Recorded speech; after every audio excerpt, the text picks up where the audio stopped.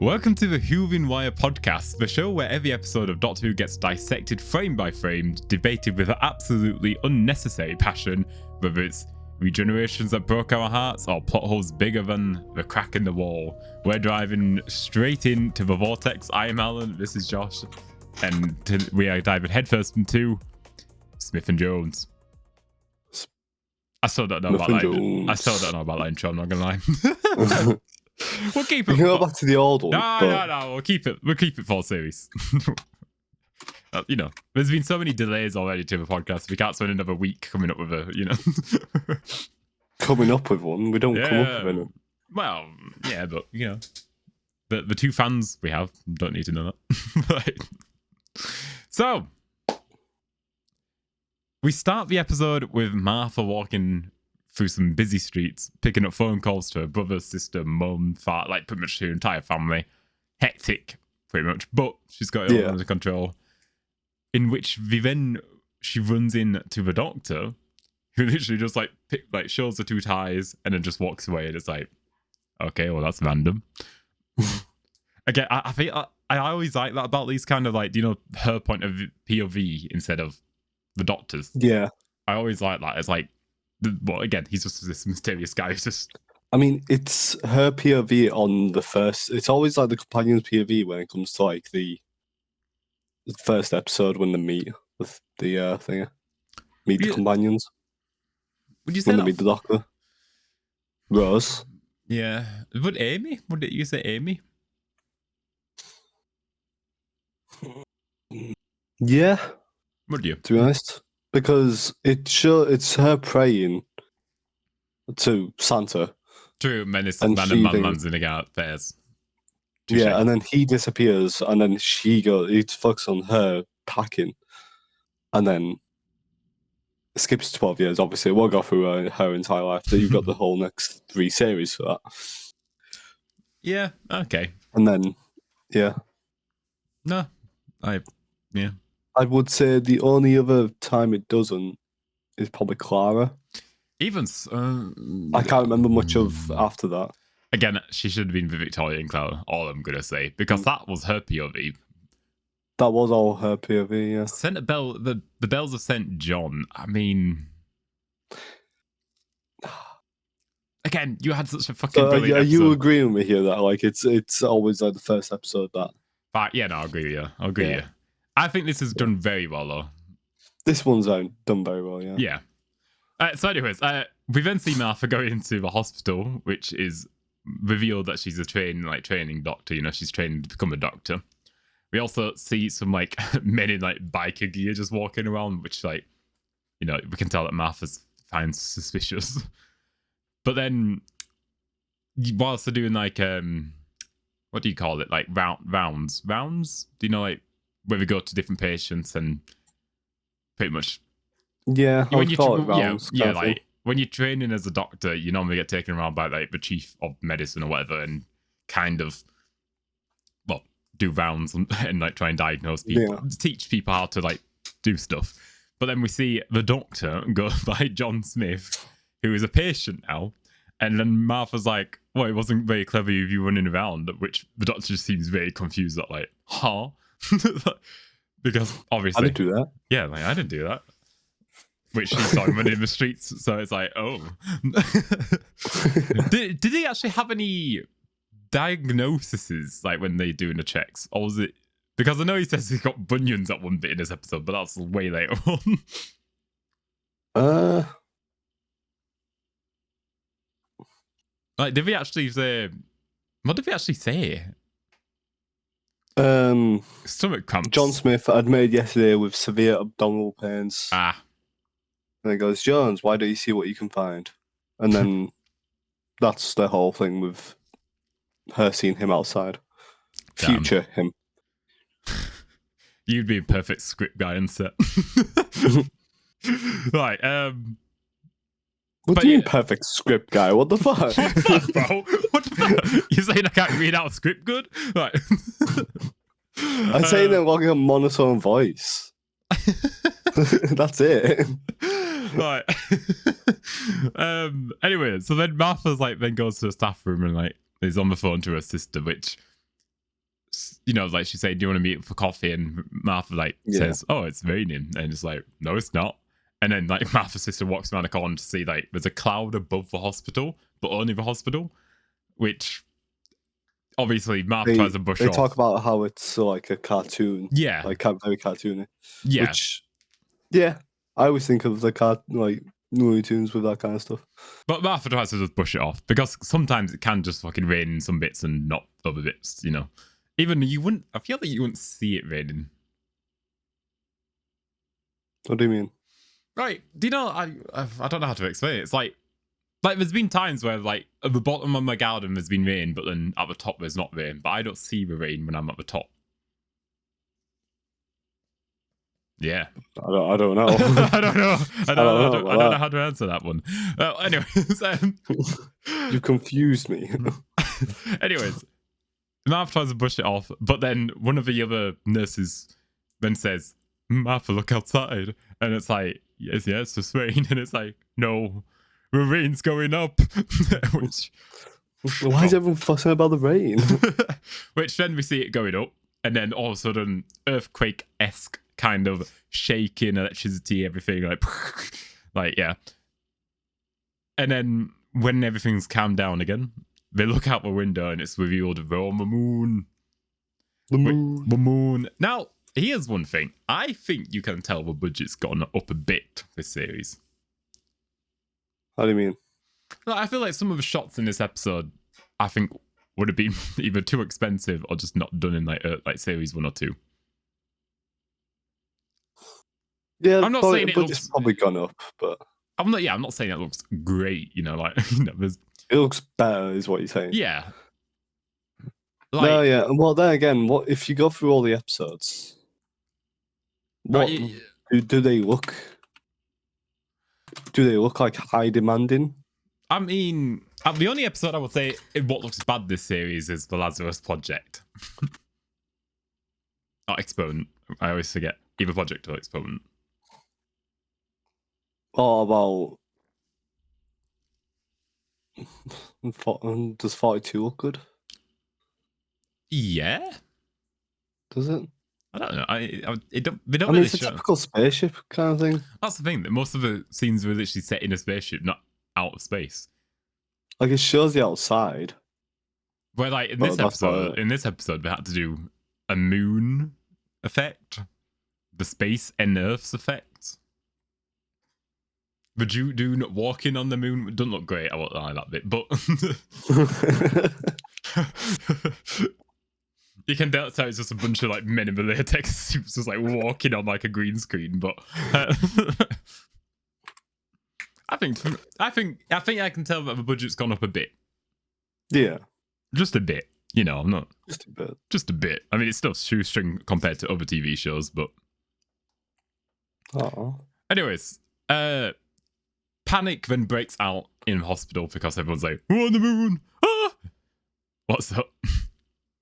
Oh no, I was looking through each of the series talk at the dates when they were released. I was trying to find if there was an episode released on birthday. Basically, that's it. But in between the Unicorn and the Wasp and the Silence of the Library, there was a full 2 week of no episode.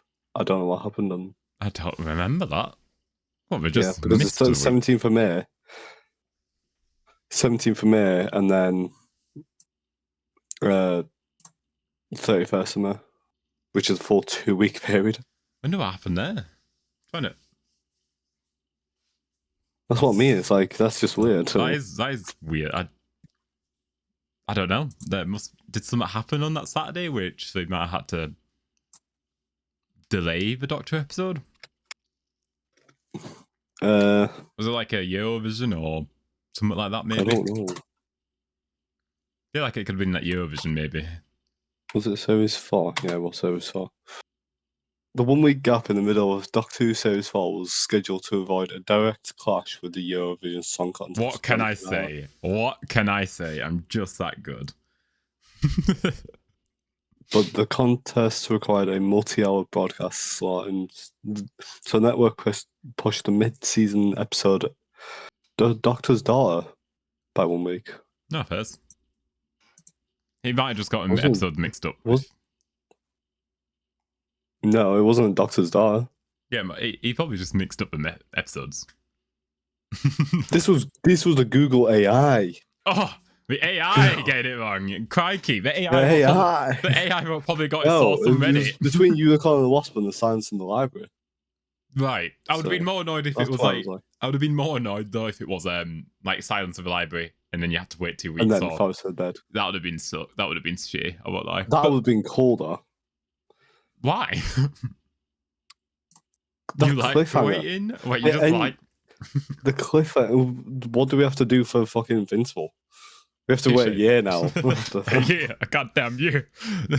Goddamn year. Yeah, but like they finished the series. It's not like just a cliffhanger end. I mean, it was a bit of a cliffhanger ending, but it wasn't like what the hell.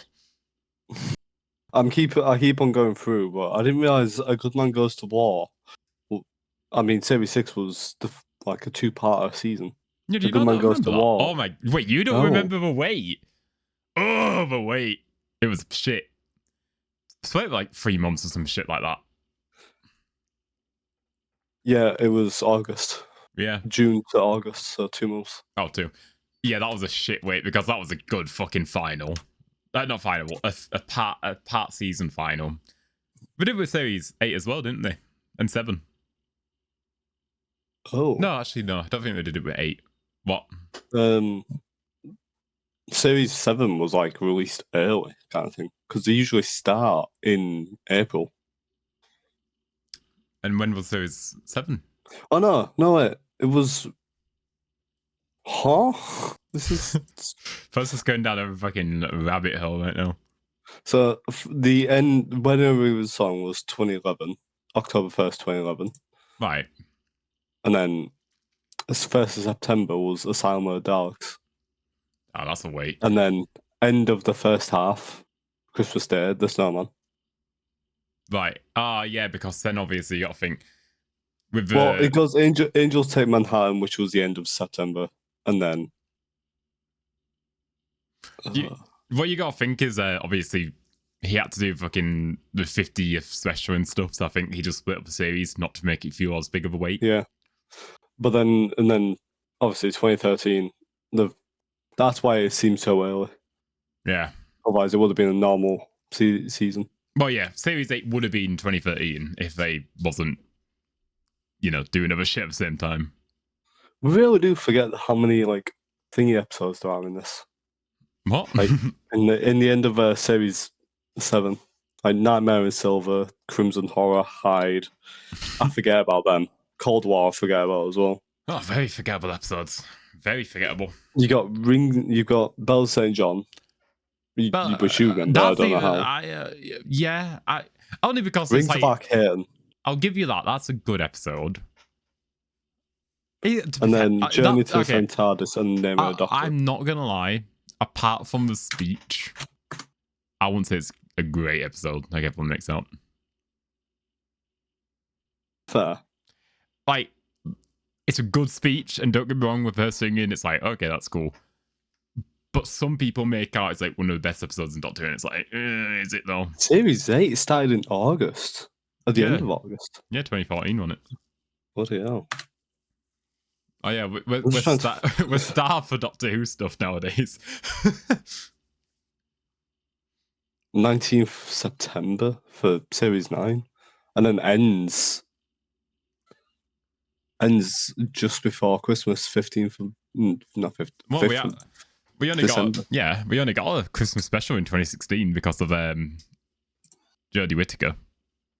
So Stephen Moffat decided to only do a Christmas special, then do Series 10 in 2017. So there's not as big of a gap. Oh, fair. Yeah. I'm just trying to find one that was on my birthday. There's no episodes that released ever on my birthday. That's your main goal. So that was the main goal at the start, but then I just went down a whole rabbit hole of like... Bruh. Priorities. Alright, let's go back to the episode. I didn't know your main goal for that was literally just looking at your birthday. Jesus. Right. So, panic breaks out in the hospital. Like, everyone's like panicking, like, one space. Some people have been like breaking down crying. It's like, easy now. Easy now. Easy now. You're on the Yeah. moon. Yeah, enjoy That's it. it. Also, the moon's an egg. Yeah, let's kill the moon.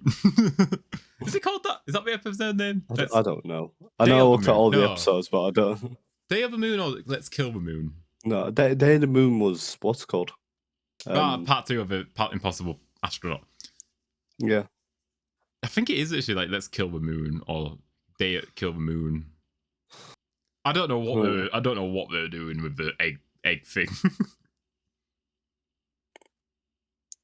I mean, who was the writer of the episode? Please, it says Stephen Moffat.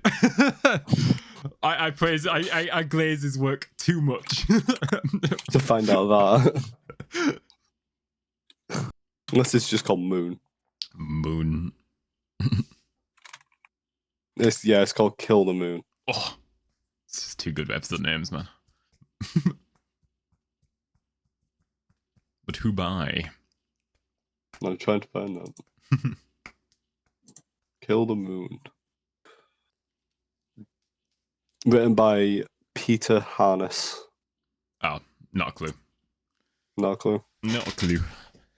I mean, Peter. No, for Doctor Who, Jonathan Strange and Mr. Norrell. No. Wallander. Nope. Oh, he's responsible for the new Young Sherlock. Yeah, I've not seen that yet. Well. Yeah, not seen that either. Great. Just thought I'd like to show you, but you know. I mean, kind of cool that I guess there's 2 people who's written for Doctor Who who's done Sherlock projects. Yeah, wait, yeah. Yeah, so what's going on here? Have you heard that some people want Doctor Who? No, not want, but there's rumours that they might get Doctor Who to be a bit like Sherlock. Do you know like how Sherlock only actually released like 3 or 4 episodes a year? Some people think that might end up happening with Doctor Who.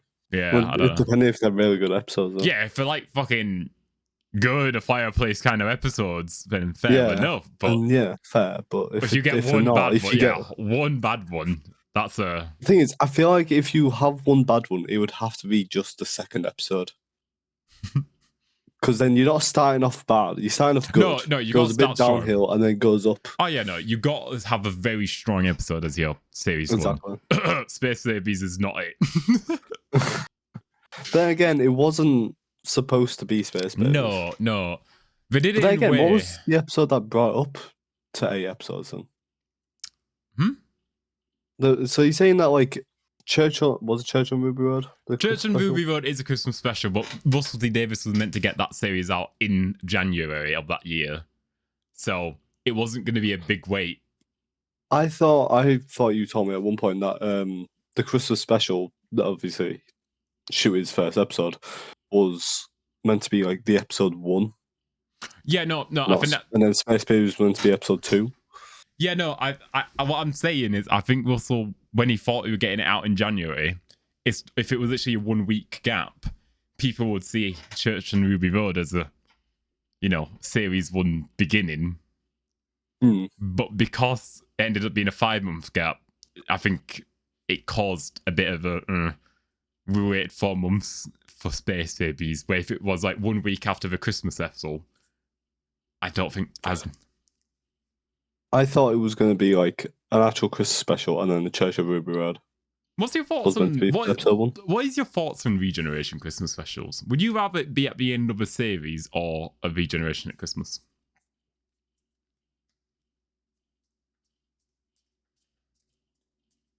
End of a series.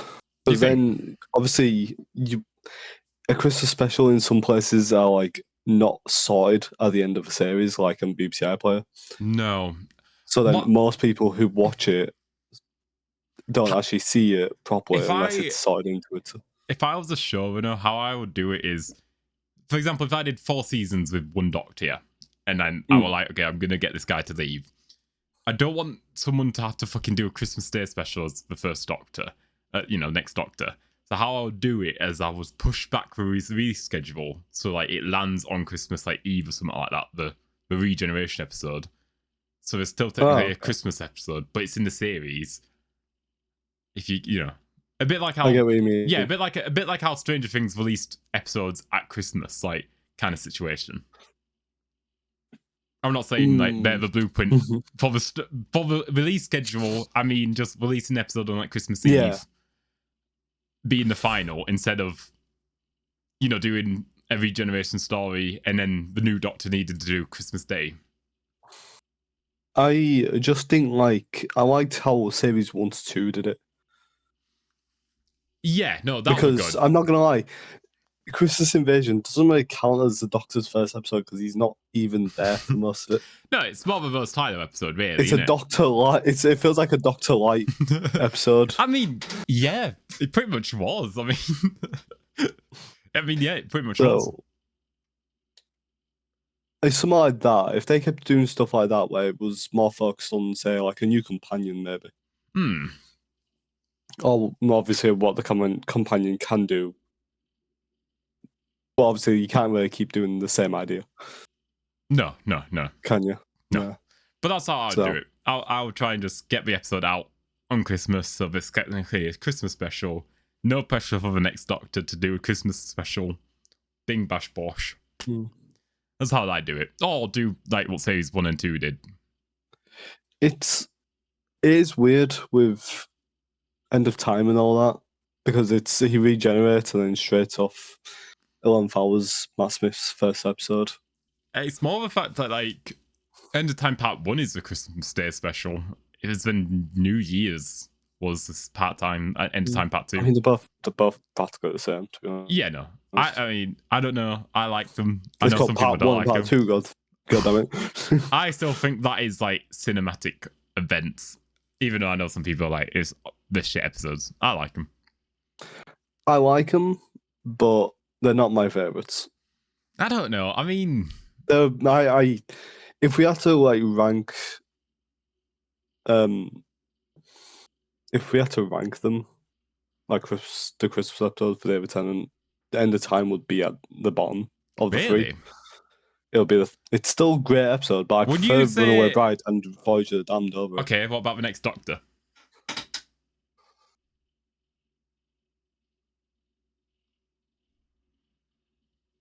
Yeah. Okay, yeah, that is lower in my opinion. But are we counting the End Time Part 1 and 2 as like it's a combined? Same. Yeah, it's combined. Okay, yeah. Then next Doctor then is 4th. End of Time is 3rd. Runaway Bride and then Voyage of the Damned. The problem is Runaway Bride don't feel like a Christmas episode. Yeah, but I just like it. I just like it. It's just the shit. Right. We'll get back to the episode. So, as I said for a third time, panic breaks out in my hospital. Martha is then like investigating like the hospital and she's about to open a window and like one of her colleagues like, no, don't, the air gets sucked out, and it's like, these windows ain't shit. They would if air were gonna get sucked out, we would all be dead. And then the Doctor's like, smart. So the Doctor then appears and like pretty much starts to talk to Martha, because obviously I think he can tell there's a bit of a intellectual mind at play with Martha. Martha was a good companion. It's just the Doctor wasn't a very good Doctor. Oh no, she was a rebound. If and also got fucking like messed around with. Oh yeah, like I'm not gonna lie, it's say it was the same thing as like Rose maybe, or with Donna instead of Donna. Yeah, like Donna, there was no love interest. That was pure friendship. Rose was. I would say that's kind of the same case with Clara. Wait, she was a bit of a rebound because the Doctor was depressed from Abraham Rowan's death. I don't know. I feel like it was a bit of a love interest with Clara. Yeah, no, it was more one-sided though. That's the thing, because obviously at that point the Doctor had been married. The Doctor is married at that point. Yeah, no, yeah, true. And actually, he does say, and he doesn't say it outright until the name of the Doctor. True. Okay, no, I'll give you that. Okay, I'll give you that. But I forget. because once you see in Day of a Doctor, they are more like just mates, like a Donna Doctor relationship. Yeah, and well, yeah, and Capaldi is pure friendship more than anything. There is no. Yeah. But I think that's more. That's the thing with Clara. Clara really liked him, and then turned into an old man. Exactly. It knocked a lot of people off. It knocked a lot of fans off. I generally think viewership did go down with Vic Capaldi, and not because he's a bad actor or anything. It's just because a lot of women and stuff watched Doctor Who because it was a young, handsome man. Yeah. Right. Yeah. A young, handsome man dressing up with suspenders and tweed coats. Exactly. He makes it work. He did. I'd love to see him as a master, just fucking around. Oh, if it somehow made him a master. That would work. That's like what the master would do. That would be like a sick. You're going against one of your old faces, like the master is literally. Well, no, he hasn't. He wasn't there in Shooters, but yeah, it was David Tennant and missed out. Obviously missed out. You couldn't introduce the master in. No, and the storylines in Matt Smith's, they were so like worldly put together. There was just no room for the master. There was no room, unless he was just there like what's the word? Coodling with the, I don't even know what it's called. Working together with all the other people. Oh, to get working with into the Pandora. I mean, that or if he was, or if he was working with the woman, the eye patch woman. Maybe. I mean, it kind of makes sense. Or it could have been used in Series 7. I don't feel like Series 7 has like an overall villain arc at all. But the only problem is it's trying to. It's been going on for about almost 10 years at that point with the Time War, where we keep getting told stuff about it. And so they just wanted to come to an end. Fairs. Yeah. In which all just gets fucked over anyway by Chibnall. Yeah, 100%. Good master though. I'll give the master props. Yeah. I like the master. He's a very good master. I just don't feel like the writing was fair. No, most of the fucking complaints I have is literally the writing, not any of the actors. I think the actors are all good. Only other issue I have with the actors is there were too many. Do you not like the group? 4 people hanging out. The group can't work because because that's how it was with the very first Doctor back in 1963. And I'm not gonna lie, it can work. I would watch if it was. Do you know if it was actually Rose, Captain Jack, Mickey, and same goes with Amy, Rory, and River Song. Yeah, exactly. Like I'm happy with them. Like if that was literally every week, I'd be down. I think it has to be a real. I remember rewatching it and thinking there was way more episodes of all 4 of them.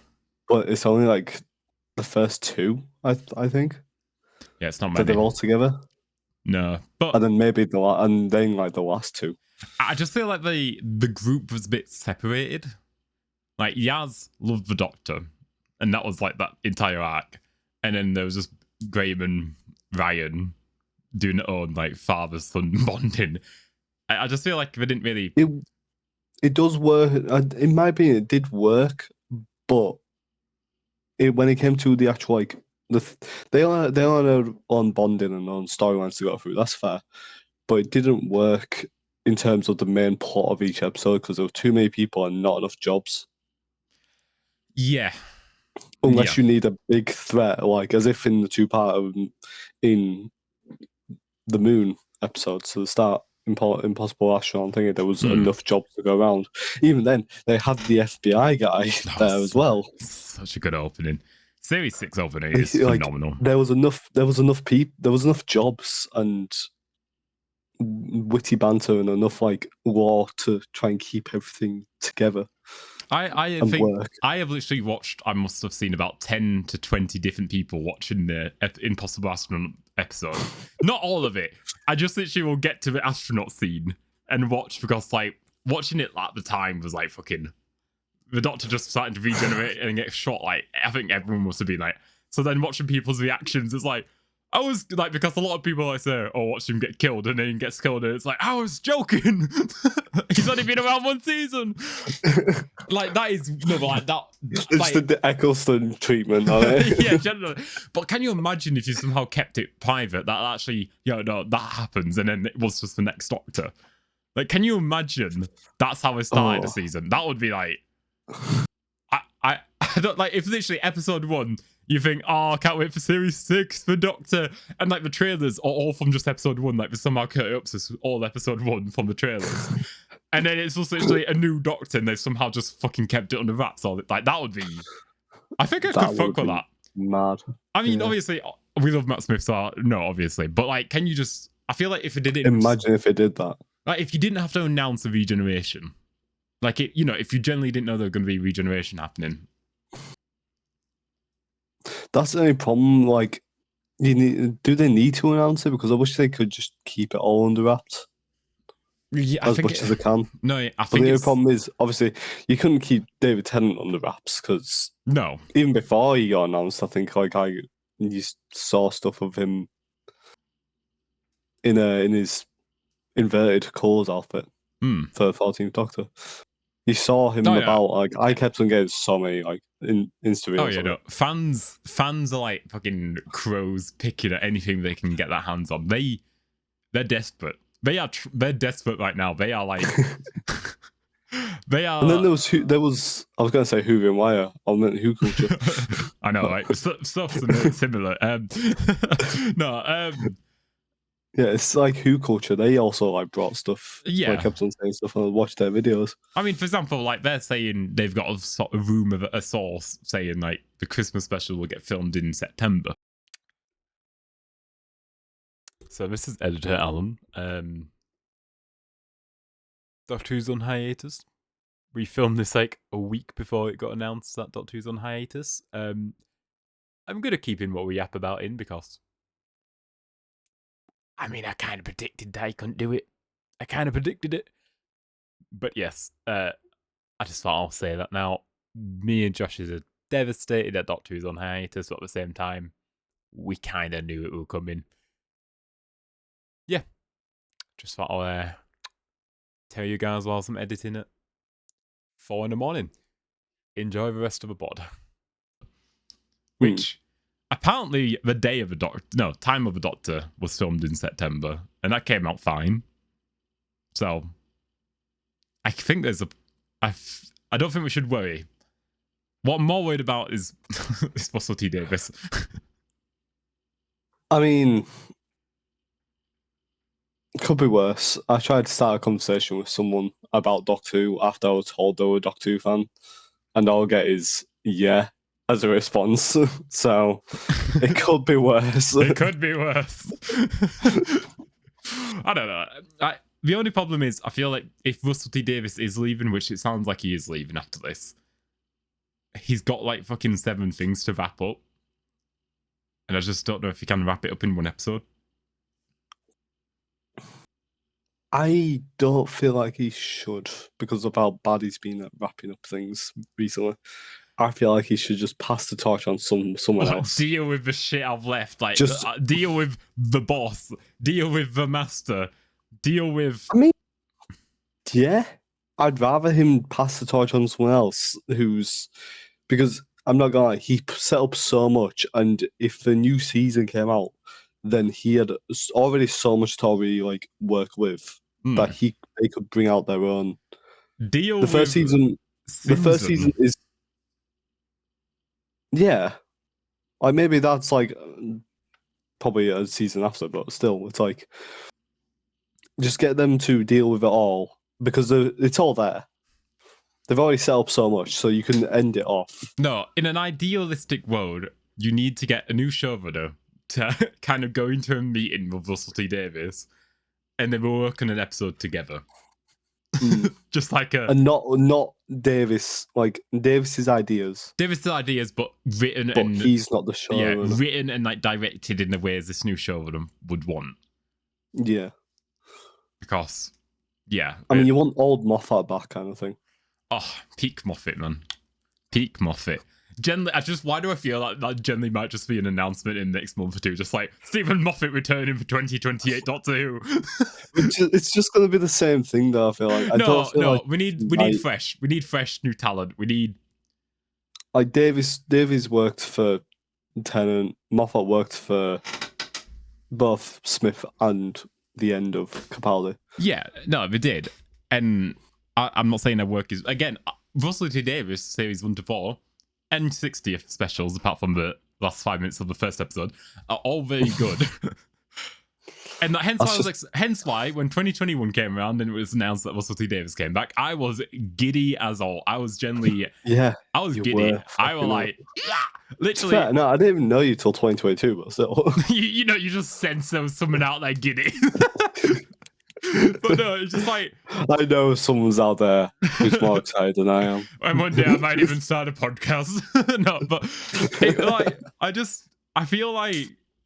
I don't know, but like I think there's a lot of excitement because you think of obviously peak nostalgic Doctor Who. You know, you think about each episode, week, people talking about that episode and being like, "What?"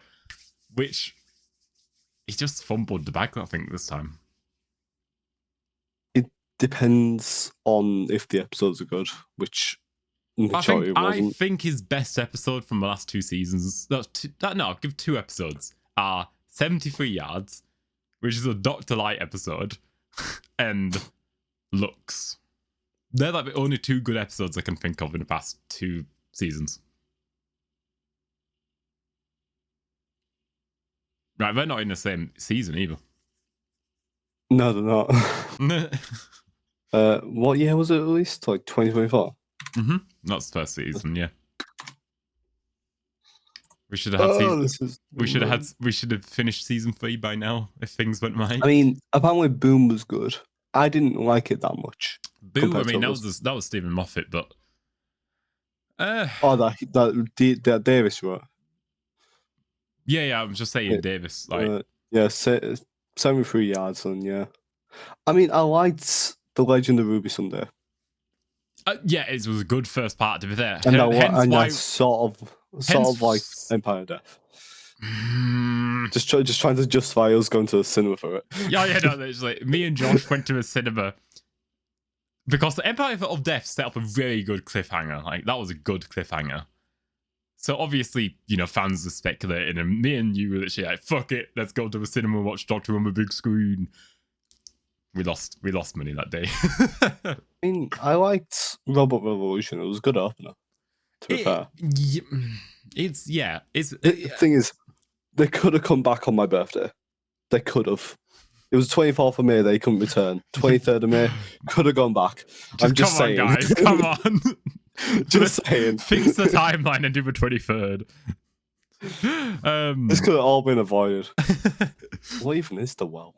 The Well, it's like a midnight sequel, which I think... would you count it as his episode? Because it was him and someone called Charlotte Angel Waffle. I would say it's technically his because I think he did actually put his hands all over that script. Fair. Because, again, you got to remember how much... Like, this is another problem what people had with the seasons is, like, he's doing so much nostalgic, like, throwbacks. Like, how many times have we seen, like, the Doctor pop up on screen, like David Tennant, like, in a flashback in the past 2 seasons? I mean, even in the final episode, Jodie Whittaker, she comes back. Exactly. It's like, this is what I mean. I feel like we just need a fresh new start. Give us some... Oh, no, wait. Like, you when can... Did, Go on. When did... Can't even fucking think. Is it Lucky Day when it's a Dr. Light episode again? Yes, because its focuses on Ruby and dating that guy who turns out to be bad. Oh, okay, yeah. I was gonna say that one I also liked, but that's not even that's not even. No, that's not even his. That's written by someone who I believe could potentially become a showrunner for Doctor. Like he's to be a new showrunner for Doctor. I think that guy did the War Between the Land and the Sea. They could have done it so perfectly as well with the release dates. Why? What? So Wishworld and Reality War. Wishworld was 24th of May, And then 31st. and then Reality War 31st. It's so annoying.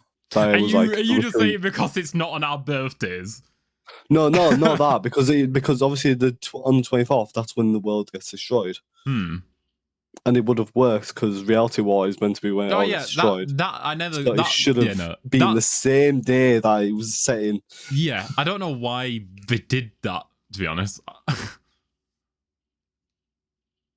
You would have that surely be the 17th and then go into the 24th or whatever.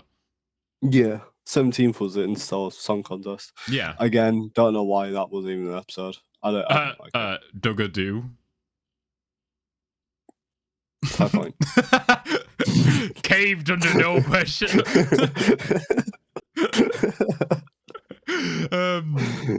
I wouldn't even say that's a bad episode. I would say the last 2 minutes of the episode is shit. Bi-generation was a bad idea. I didn't like it because it just felt like it was meant to be breaking the fourth wall kind of thing with the actual. It just felt like I felt Eurovision. It just all fell apart as well. It's like you brought back fucking Vivani just for the modern Vivani to get killed off by Omega, like very easily, quickly, kind of like a fucking hey, let's throw some money at a CGI monster to do all the heavy lifting, not the writing. Let's just get a CGI monster to eat Vivani, especially Omega, who's a very fucking big villain in Doctor Who. So that was a wasted villain. And then you just do a throwaway gag with the other Vivani, and she just disappeared. It just felt a bit. I don't know. It didn't feel good. Yeah.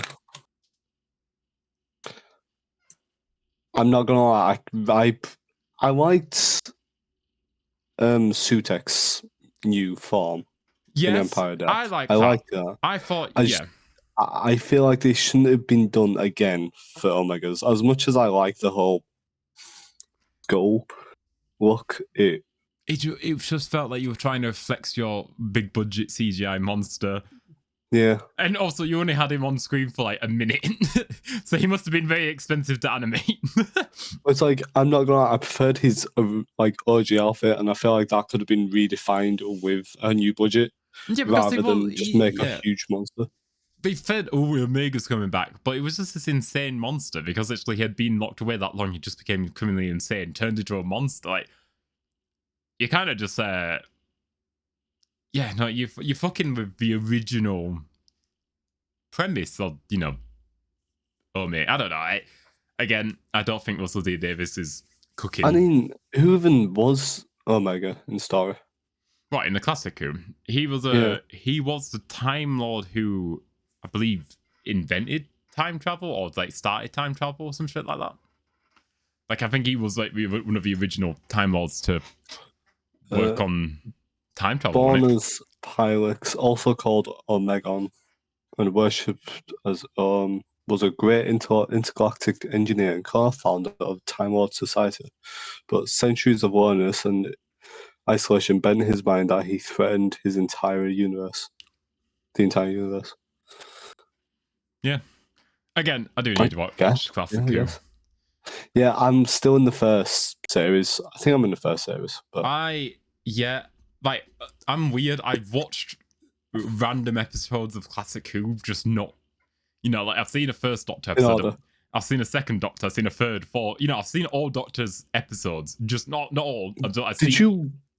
Did you watch Sutek's episodes from the fourth Doctor? Yeah, I did go back and watch that. I didn't.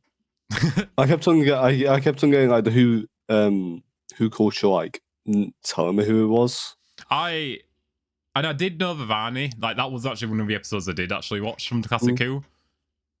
And that was even before. But again, when you're trying to bring a new audience into Doctor Who, using classic villains, and literally in the episode sitting down with a TV and watching a Fourth Doctor episode on no, just no. I mean, the only thing I feel like they can do, instead of bringing people from classic Who, bring people from like, yeah, it can be from the past. Which Midnight, yeah, fair, like, it was alright. Bringing it from Midnight, David Tennant, old. But is that just nostalgia baiting? But yeah, it's all nostalgia baiting. But if you want people to go watch older episodes, get them to go like Sarah Jane Adventures Monsters or something. Because you can't really, you're trying to get people to watch classic Who when people are already put off by how old it is and black and white and all that. So, right. myself included. Right, I've said it once and I'll say it again. My pitch. I feel like I say this every podcast now. Right. But this is the definitive pitch of what I think Doctor Who should become. Age 15. No one under the age of 15, I don't think, watches that show now. You might get some exceptions. Might. For example, your brothers. They watch it. But most people under 15 won't watch it. So make it 15, have that like Torchwood feeling. It makes people older like it because it's got a bit more maturity and not just a kids show. You can add a bit more gore to it. And the controversial thing, season 1, First Doctor. That's my pitch. Start again. Just remake it. If it's too, like, even though I love Doctor Who and I love all modern Who and probably classic Who, there's too much now. There's too much for any like new fan to like. It's hard to say, oh, do you want to start Doctor Who with a 17th Doctor? True. And like, I don't, yeah. For example, with restarting it on season 1 with the 15th Doctor after doing like 13 series, it's just, I don't know, I don't like that. I feel like they fucked it. So I would say season 1, I know that's annoying because that means rebooting the seasons again, but season 1, First Doctor, can bring in a new audience. You know, like, no one has to know Doctor Who at that point. But everyone who has seen Doctor Who will appreciate it because they're getting told a new version of that story. Yeah, fair. Yeah. That's my take. I might not be cooking, but you know, the chicken might still be raw with my take, but I just think that's something at least fresh, and I just don't know how they're gonna keep Doctor Who going if they don't do something sort of. They can't nostalgia bait if they've got no nostalgia to do, so they actually got to rely on heavy writing, you know. No, that's fair. That is my take. Right. Yes. Back to the episode. Smith and Jones episode. So the Doctor and Martha then go onto the balcony, and they don't get sucked out, so they can confirm that they're in like a bubble of some form, which the Doctor does for like a stone and sees that it's in a force field, which Martha dwindles down to, oh shit, so we are running out of oxygen, which I don't even know if I would think about at that time, to be honest. Like, if you was like, you know, in a bubble of oxygen, I know like logically I would probably eventually figure it out. I just don't think that would be like my thought process. You know, we're still on the moon and we're breathing on the moon still, so it depends on how much you actually go through. And I don't know how much they actually do properly go through, because I feel like they wouldn't. How big? How is the bubble thing? Well, it's like how is it shaped? Because I feel like there should be a lot more oxygen than what they actually. I think it is literally just. Do you know like what when you see the hospital landmark where your hospital was? Yeah. I think exactly like that size of bubble is like the thing. Maybe, yeah.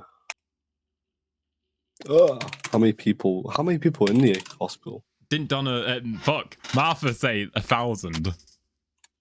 Roughly 1,000. And to be fair, even though there's not like timestamps, I think the events all happen within 15, 20 minutes. Maybe half an hour. Maybe. I don't think the events take that long, so the oxygen would run out quite fast.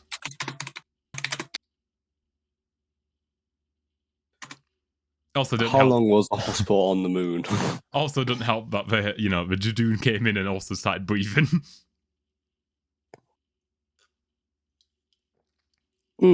Wait, no, I think only one of them was. I think only the main guy was breathing because the others still had their mask on. Okay, fairs. I thought more than just one took off the mask. I mean, it was less than an hour.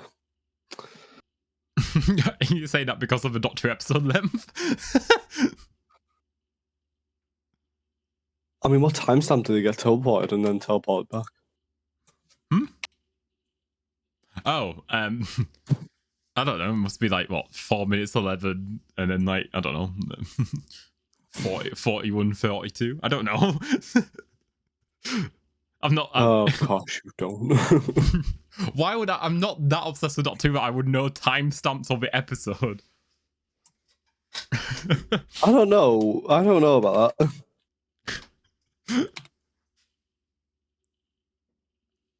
Oh, can I just continue with Google, you fuck?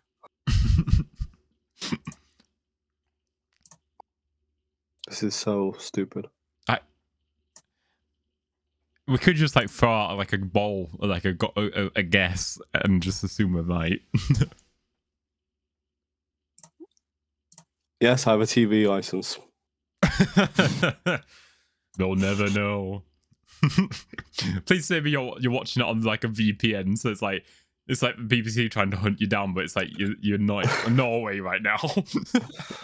No, my VPN's not on at the moment. But no, because it connects to America and all that, and you can't watch BBC iPlayer in America. Oh, that's ass.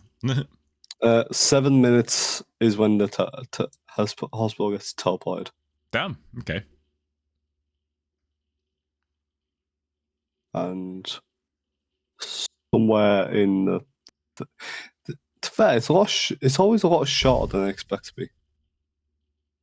Yes. Yeah. Episodes. I would say the pacing wasn't bad in this episode.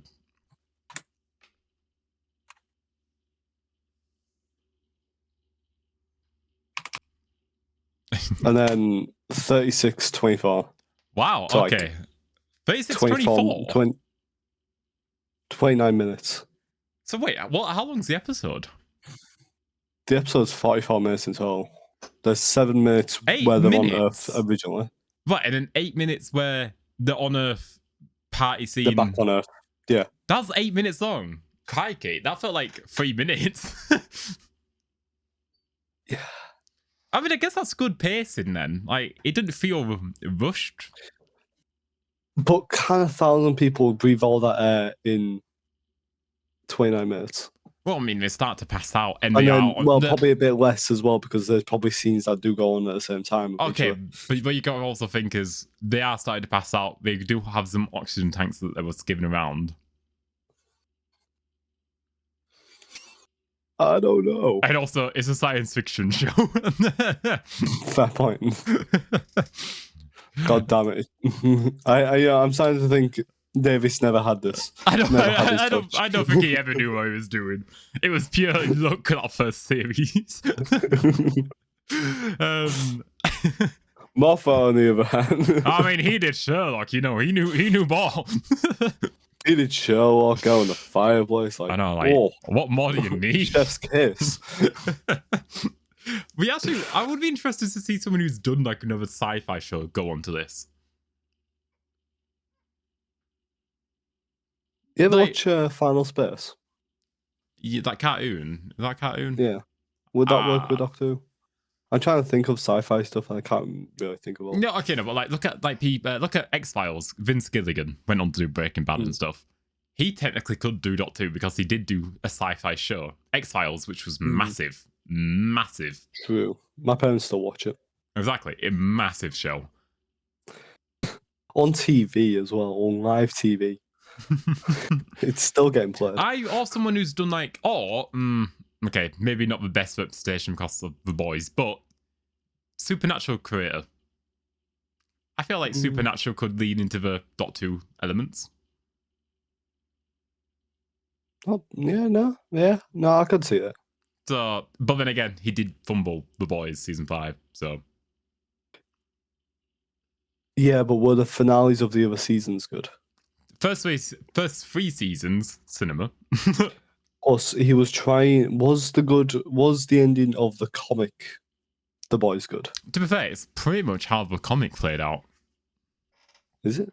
Pretty much, apparently. I mean, I've not read the comics, but that's pretty much how, like... Because obviously there's Invincible that are, even the people who are doing Invincible probably good as well. Yeah. And also, I guess with Doctor Who, you don't have to end it. But you don't have the pressure of needing to end the show.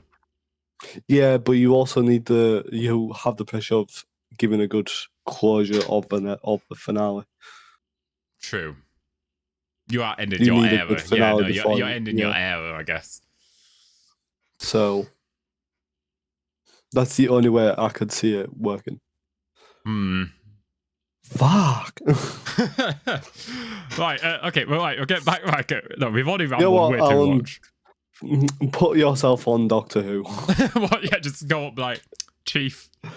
I think it's time.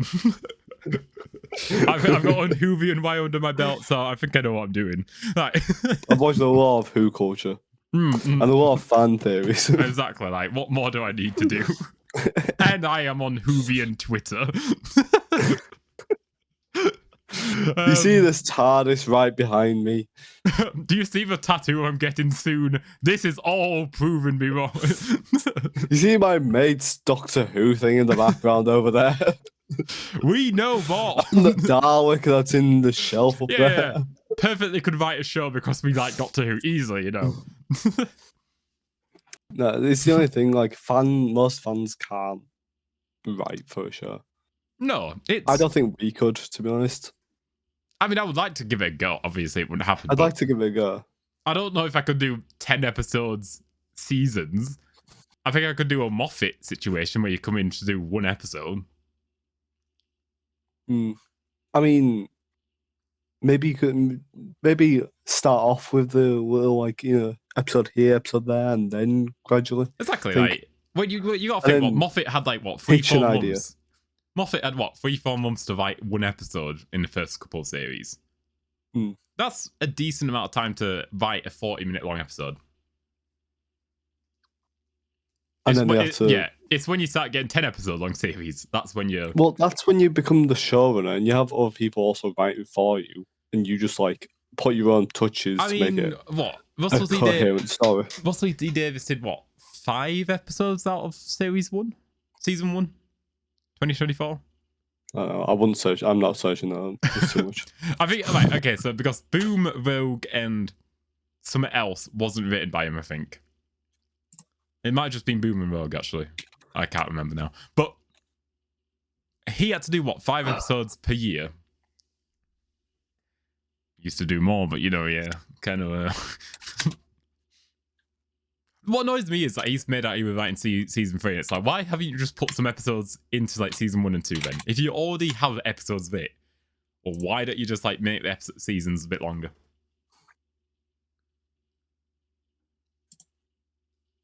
Are you saying of the new series, the new season? Mm-hmm.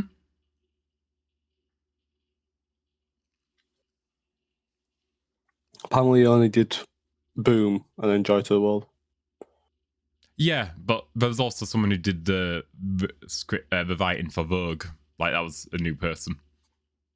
Rogue, I wouldn't say was that bad. The only bad thing I have about it is the fact that it's probably placed in the wrong place. Where do you place it? Probably because... Actually, I would say that would have been a good start of season episode, maybe. Maybe. What? That instead of Space Babies.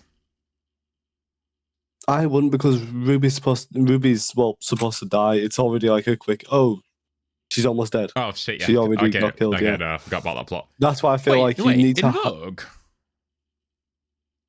Yeah, they do like the little like twist where, because it's those shapeshifters. Yeah. Yeah, like they try and kill Ruby, so they turn into her. Oh, well, you can say that about episode 3 then being literally boom. Yeah, which is why like I feel like half the episodes are actually like it's in the wrong order. How would you fix that then, though? Well, what episode? What happened? Devil's Right, Cord? we'll deal this with another time. Right, okay, yeah. Yeah. But this is another time because I'm going. This is a rabbit hole, and the rabbit holes have gone insane. Right, Martha then tells the doctor about her cousin who was at Canary Wharf and how like she went missing, and like they're all deciding to fill in that plot hole because obviously same actor. Even though if it's a cousin, I wouldn't say, would your cousin look like you?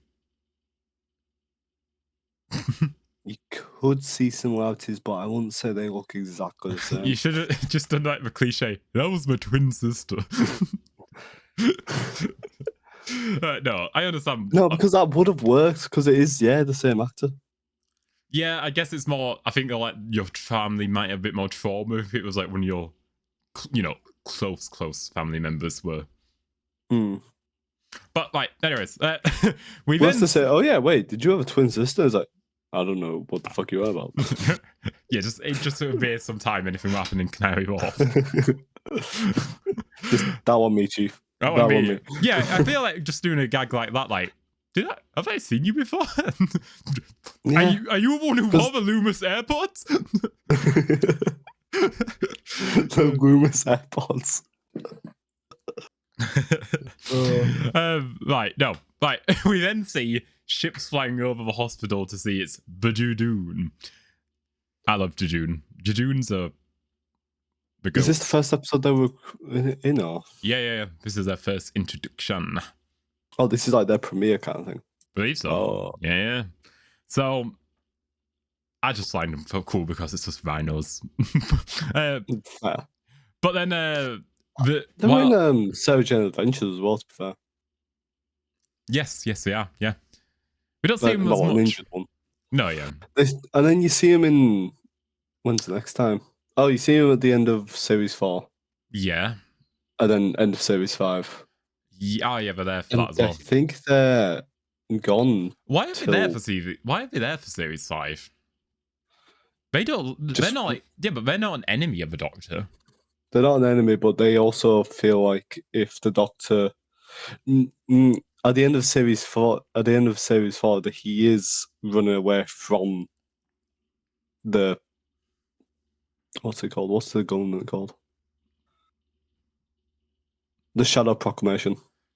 Oh, he does shit, because he's like, oh yeah, we got to prepare for war. And he's like, yes, okay. And he goes into his TARDIS to teleport away.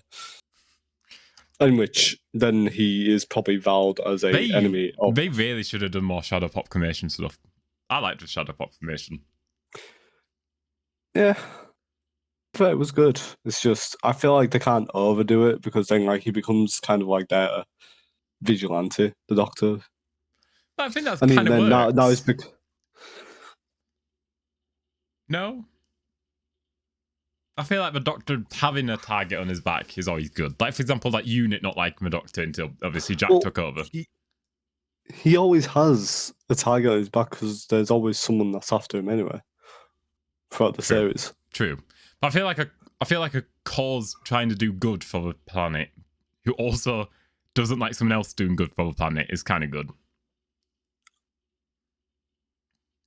And that is true, yeah. I mean, it happens. I think it happens in what happens in Batman. He's a vigilante. Yeah, exactly. I'm trying to think of someone else in Batman, but I can't remember. The police don't like Batman, apart from Gordon, and then. Well, no, I think they start to like him after like his first when he's had a few years. But like, look, he's had a few years and shown. Where it's like in the Batman, where it's only like year 2 Batman, he is still looked upon by the police. It's like Arkham Origins. Compare Arkham Origins, the police force, to Arkham Knight, where he's literally delivering them straight to the police station at Arkham Knight. No. Stop it. We're doing it again. You know what we will do? We can yap about this on our stream. I'll do a shameless plug. Even though it's not out tonight, this podcast episode. We stream on British Mates. The only other thing I wanted to say about the Judoon was they don't even show up. Maybe apart from Sarah Jane Adventures. But they don't show up appear in from Jodie's. series. Yeah, only Jodie's, but that's not even the same plot line either. Right. You could connect the Shadow Proclamation Judoon to Pandora. Yeah, true. But you can't connect then that to saying because that's all part of the Fugitive Doctor. Which is kind of annoying. I didn't watch it, so I don't know if it is ever brought up. The fact that he's the enemy of the Doctor, enemy of the Shadow. I mean, the Fugitive Doctor is a fugitive, so they are. Why is this? No. Let's go. I'm not doing a rabbit hole or something I don't even like. Anyways, but then whilst the ships are flying in, we cut to the chief of like medicine, then getting like pretty much pinned down by one of the goons, and it's like the old woman from the beginning of the episode starts talking to him and being like, like, I'm gonna drink your blood. There's more context. There's more context. I'm skimming. So she pulls out a straw, he gets pinned down, and she drains him. So we know who the big bad is of the episode. We then see the Judoon marching in to reveal Rhino-looking aliens. And do we ever see anyone like that again? What, who sucks blood? Like, well, yeah, similar to the stuff. Oh, is that it? Is this it? Because I can't think about. I mean, we get vampires in Venice. That's different. Right, it's different though. I don't think so. Yeah, they're using chameleon circuits and stuff to. Yeah, I don't know. Then I don't know who make themselves look human. Whereas she's simulating her blood to. Is there anyone who drains like that though? That's what I mean. I feel like there's some monsters that I feel like they should come back. Yeah. Like they're teased in one episode but never come back again. But I don't want them just to be like, oh yeah, like a full and just cameo because like the Midnight Monster. Full threat in one and then come back as just. Well, I would say it was probably more worse in Monster Night. No, what's the episode? Well. The Well. I mean, it's more. No, yeah, I get that. It's just like I feel like they shouldn't come back as a. I don't know how to explain it. And also, we're kind of sidetracking again. Right. Sorry, everyone. We'll get back. Right. For a guy who got talking, let me talk too much. Right. So the Judoon march in, revealing minor-looking people, and they start cataloging. Yes, humans to, if you're human, you're fine, and you get a tick on your hand. Martha then, while speaking to Doctor, then says, I'm going to go speak to a chief of medicine. But then when she gets in, she sees, obviously, the old woman still sucking the blood dry from him. So the old woman's like, get him, boys. So the goons start to chase the Doctor and Martha, which, after a bit of a chase scene, the Doctor gets into the video therapy room-ish. Where there is a radiation gun. It's like radiotherapy or some shit like that. What other part are we onto? Is this where he uses the sonic screwdriver? Yeah. I mean, it just says the admin office on here, so. No. Right, well, anyways, he goes in and like he pretty much like says, when I say press that button, he gets the sonic, starts like tweaking the radiation to pretty much, overclock it, like max it out. And then the goon breaks in. He's like, go! You see that the radiation, do its work on him. Which Martha's like, don't you need, like, are you safe? Because it's like, that's, 50,000, whatever. That's enough to kill a human, or whatever he was. And then the Doctor's like, no, this is just light work. This is what, this is what I used to play on as, children. Which we then get, like, the funny, like, pins and needles are, like, fucking C. Which I have made memes about on Whovian Wire Instagram. But then the Doctor then sees this. What are the motorcycle men? What are they? They are mentioned. They are literally just leather people. Like literally, they're just goons. They are the definition of a goon. The old version of goon, by the way, guys. Don't look up goon now. Like the doctor then cracks that. Oh, it must be fucking Mrs. whatever Chops is, the old woman, and she must be getting the blood from the humans and like covering it up. Like pretty much looking human on the alien scan device because, well, she's drinking human blood to cover, mixing. Like they call it. That's her name. Florence. Yeah. Which she, uses the blood to kind of like hide herself from the Judoon machines. And then, because when you see the Judoon go up to her, Miss Scan, it's like human, and so she thinks she's safe, scot-free. But then, whilst the doctor's like, planning to go somewhere, he stands up to just get scanned by a Judoon, like waiting there. Not made no noise at all, no marching noises at all. He was there with the gun in hand, ready. Like he must have known the doctor was there or some shit. I don't even know. It's like when we were recording that video for Backrooms, and I'm busy starting around my inventory. As soon as I turn around, the monster's just there. Scares the shit out of both of us. You're spectating me. It scares you. Not just him. It does scare the shit out of me as well. Yeah, I'm not lying. Like horror films, easy piece of piss. Horror games, no. Right. Anyways, so the doctor obviously has to run when it says non-human, which confirms to Martha that he's not human. Which they started to get shot at, but when they actually get away from him, the doctor asks Martha to like keep the Judoon busy whilst he like figures out a plan. So he kisses Martha and then just runs away, which is very misleading for Martha, I would say. You can tell that she's got a bit of a crush on him already, so this is like a... Yes. Although he does clear it up in the TARDIS. Yeah, no, and why he did it makes sense, because obviously what happens next being the Judoon scan her, which says non-human, but, alien trace. I love how the Judoon just give her a pamphlet and this goes compensation. Foul. I wonder if she used it. I'd love to know how much she got paid for that. Right. But yeah, so when the doctor finds the plasmoid or whatever the alien's called and Mr. Florence, he starts to act like human bracket in brackets. I don't know, dumb. He starts to act a bit dumber than a Time Lord. He acts like a guy who's just he's actually a postman apparently, and he pretty much he acts like dumb to like figure out what her plan is, and then like one of the goons then comes up behind him and like holds him, and then the doctor then like tells the woman that the Judoon's like going up to like the second setting to like because they've not found any aliens yet, they're gonna up the setting to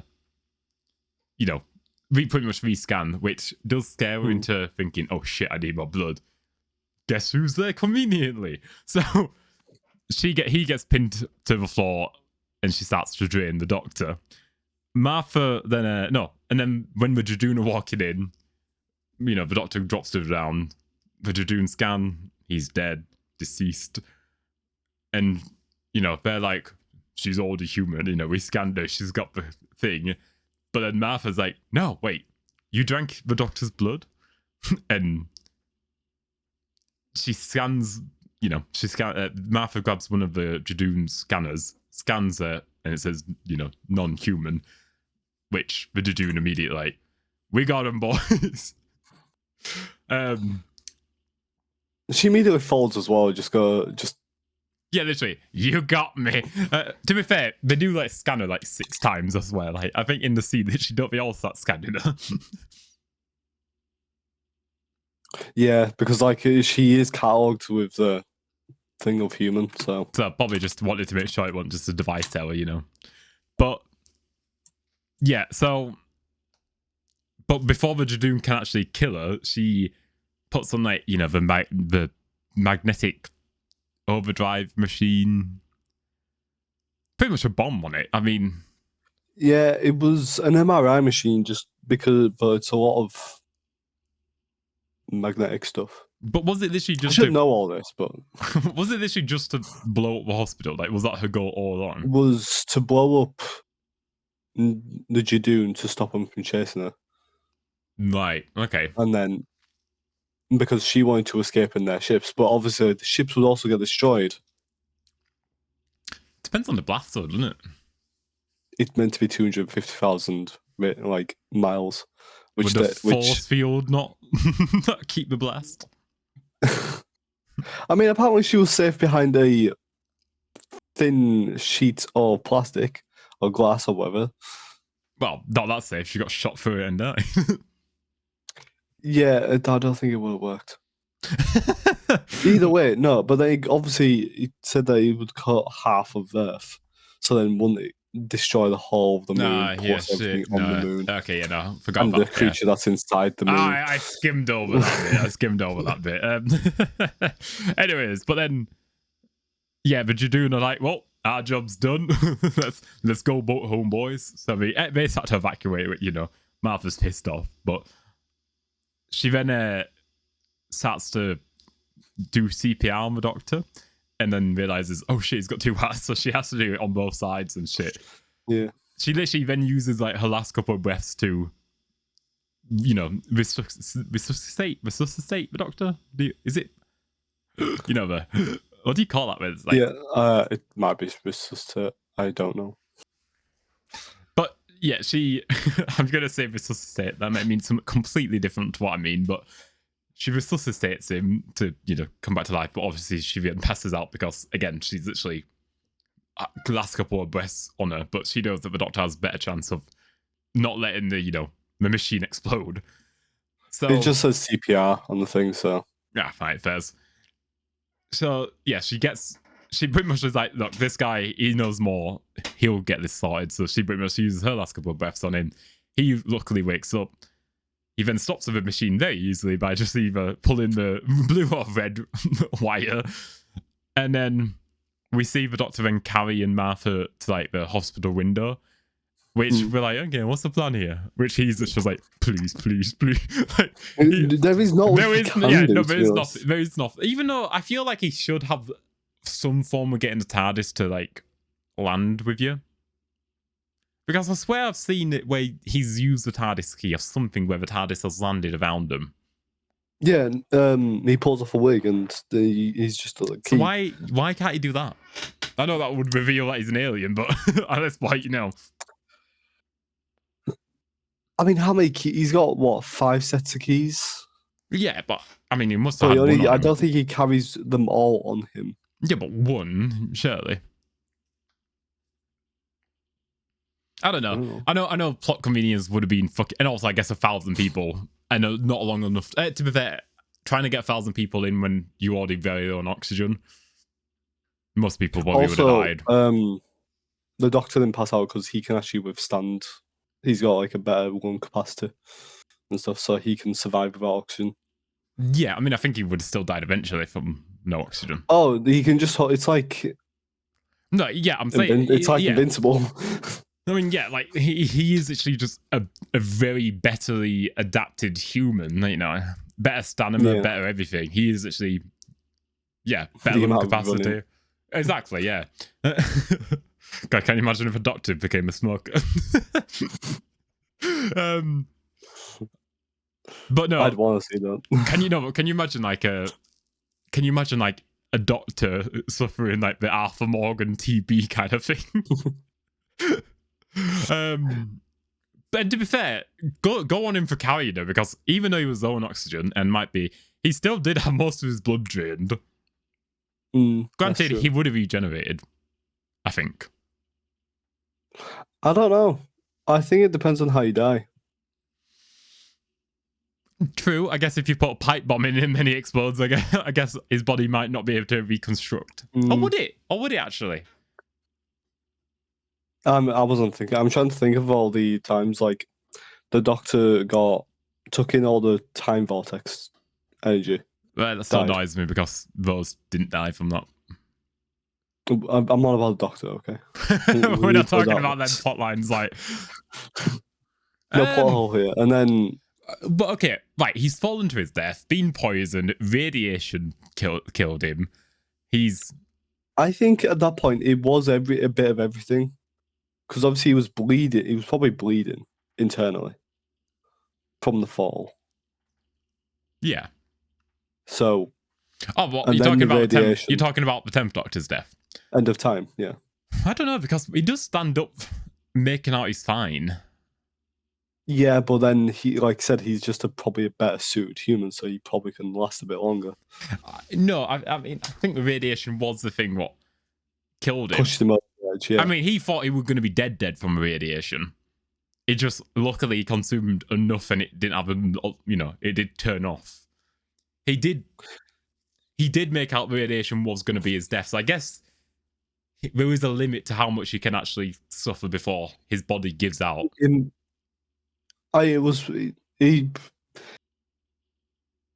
He soaked it all up, and he can't, even in this episode, he soaks up all the radiation.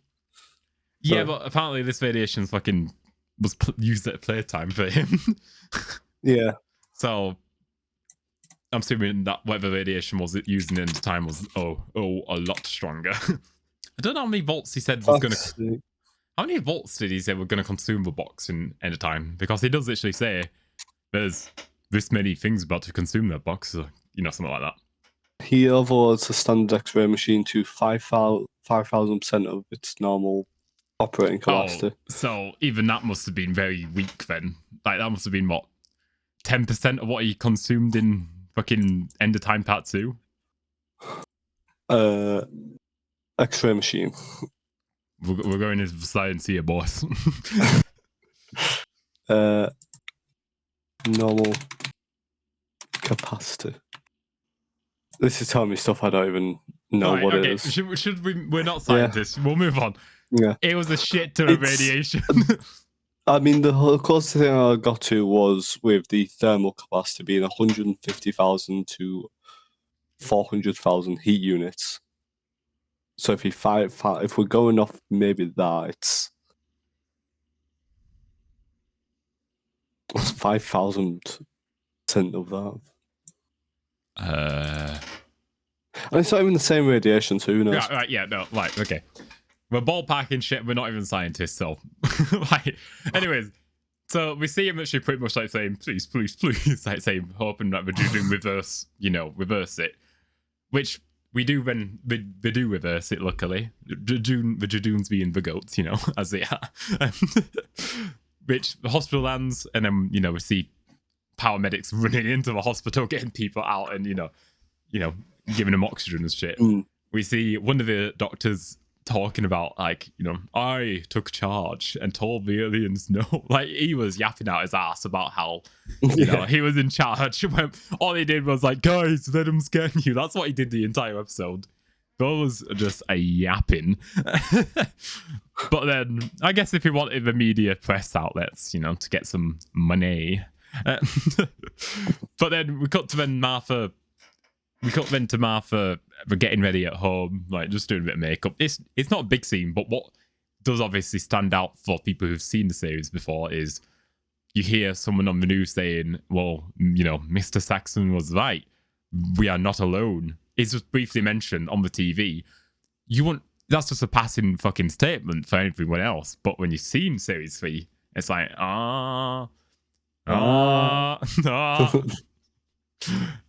They definitely wasn't alone with him. I saw the Earth suspended in space. Just proves Mr. Saxon right. We're not alone in the universe, and there's life out there. Wild and extraordinary life. But that's I like breadcrumbing like that, and that's not even on the nose breadcrumbing like Russell's been doing recently. He lost the plot. I know, but like every single time, in the past 2 seasons, all he's done breadcrumbing like this. This is a clue. This, I'm not telling you what it is, but this is something. Like it feels like everything he does in the past 2 seasons, like, is this even going to go anywhere? yeah, We like, don't know. But just ignore this. This is nothing. Just ignore this. This is the episode, but ignore this. Like, it's just like, okay, we get it. This means something. But like that, like a fucking passing line, like Mr. Saxon was like, like that's such a fucking simple, seasoning. Like that's, yeah. But anyways, they then do go to the family arguing outside of a pub, like, and they're all like, having the family drama, which I will give Russell that. He's good at family building. I would say he can do good family dynamics. Dynamics. I think he's good at I think he's good at building families. I'll give him that. Like the Tyler family, Rose's family, Wilfred and Donna's mum. I mean, they're all new series, probably even Ruby and a foster. You know what? Yeah, exactly. Like he's good at family building. He's good at family building. I mean, a lot of his other TV shows are very family building kind of situations. Yeah. Well, not all, but so I think that's what his specialty is, making Earth feel earthy. But anyways, it feels earthy. No, but then obviously when all the family like disperse, she sees the Doctor standing across the road from her, which is that creepy? Say again. It's like Martha sees the Doctor standing across the road from her, just standing like in a dark alleyway, watching her. It's a double Dharma theory. Because obviously she likes her. She likes him. I guess. Follow me into the dark alley. You like me. No, I mean, it doesn't work like that. No. The thing is, we know the Doctor is this hero. She's attracted to him. He did say the day, so I guess you would have some. I guess you would feel a bit safe with him. Again, he did literally save 1,000 people in a hospital, so I guess he's not exactly a bad man. He's not bad. He's not the bad man.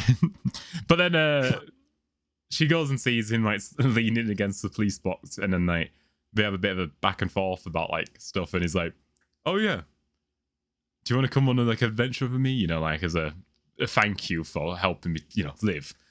Which she's like, "Yeah, but I've just got I don't have much time," and he's like, "Well, it is also a time machine." Which then Awesome loops back to the beginning of the episode because he proves it by going back in time, showing her the ties, coming back, and she's like, "Oh shit!" I like that. That was like a good little. I don't know. I like that. Yeah, it's good. And then she's like, "Well, it's a bit cozy in there," and then obviously it does the police box gag big on the inside, and then. Yeah, I mean, that's pretty much the end of the episode. I mean, the Doctor mentions like how he's had companions before. He confidently talks about those now, not as negatively, but then he's a bit of a dick to Martha as well at the same time. I think he also learned from Donna's encounter where she didn't tell her. I just don't know. I don't like how he handled telling Martha. Like at first it's like, yeah, I've had companions. But you're not replacing her. And it's like, well, she's not said anything. I don't know. I get that again. I know he's just lost like someone he cares about, but I just feel like he handled that interaction poorly. He handled it wrong. Yeah. Granted, he barely even spoke to Donna most of the episode about those, so I guess he's healing a bit.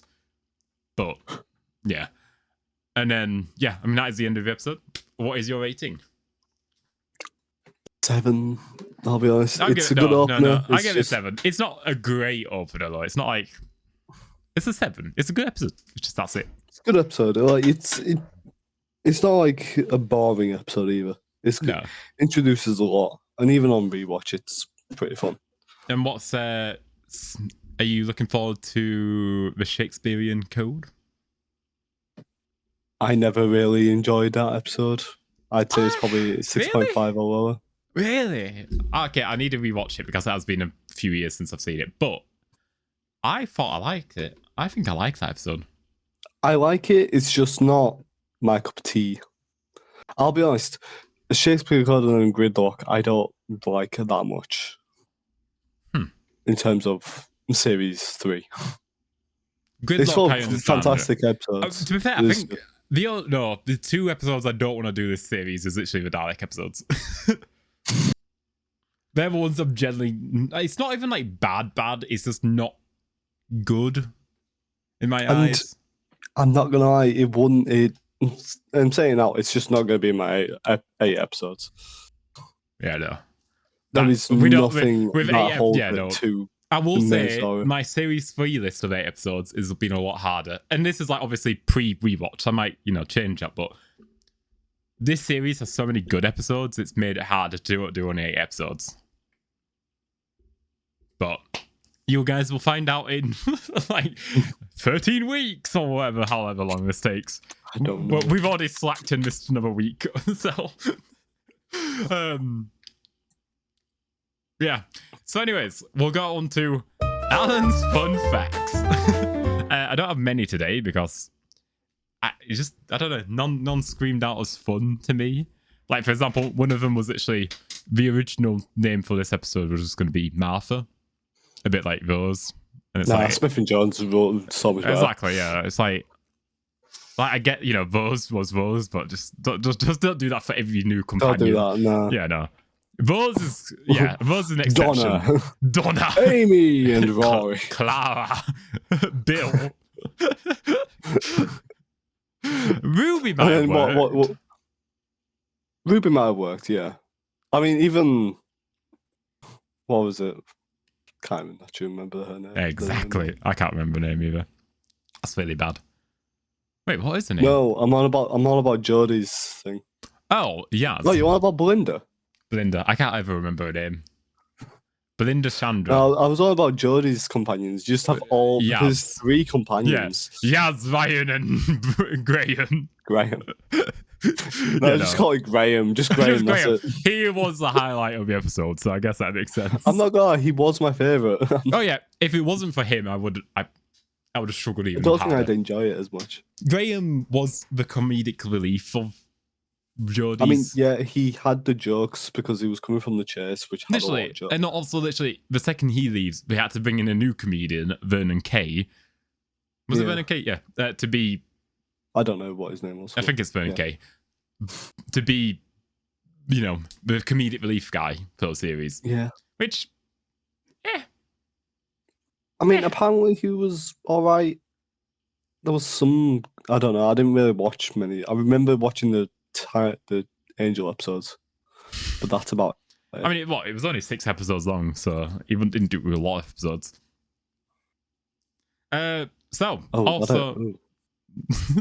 So much like Rose's self-titled introductory story, most of the events of this episode are seen from Martha's, point of view, blah-de-dee-da, and a set piece in which the Doctor and Martha flee from the Judoon by scaling down the outside of a hospital in a window cleaner cradle had to be excised due to its length, but was later obviously reused for Partners in Crime.